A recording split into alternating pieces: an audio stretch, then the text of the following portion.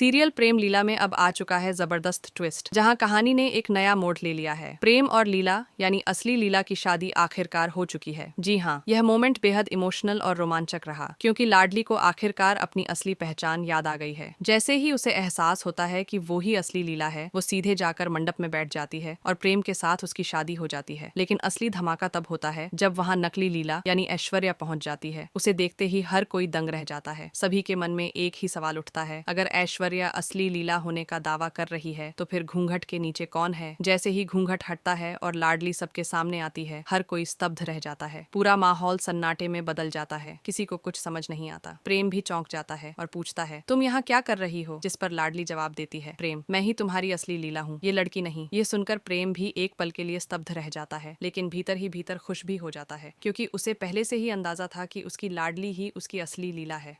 बस वह खुद इस सच्चाई को स्वीकार नहीं कर पा रहा था। अब कहानी में नया मोड़ तब आता है जब रुद्राक्षी गुस्से से आग बबूला हो जाती है। वह चिल्लाकर कहती है, तुम्हारी हिम्मत कैसे हुई? हमने तुम्हें रोका था, फिर भी तुम यहाँ आ गई। अब तुम्हें तुम्हारी गलती की सज़ा मिलेगी। और तभी ऐश्वर्या गुस्से में बंदूक निकाल लेती है और सीधे असली लीला पर तान देती है।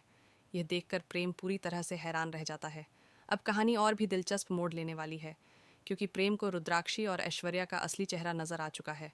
अब वह उन्हें सबक सिखाने के लिए तैयार है, और ये साबित करने के लिए भी कि वो अपनी लीला से सच्चा प्यार करता है और उसके लिए किसी भी हद तक जा सकता है। तो अब आगे क्या होगा? क्या प्रेम अपनी लीला को बचा पाएगा? क्या ऐश्वर्या और रुद्राक्षी का पर्दाफाश होगा? इस रोमांचक कहानी के अगले ट्विस्ट को जानने के लिए हमारे साथ जुड़े रहें और अपने विचार हमें कमेंट बॉक्स में ज़रूर बताएं। ऐसी और भी दिलचस्प खबरों के लिए हमारे चैनल को सब्सक्राइब करना न भूलें।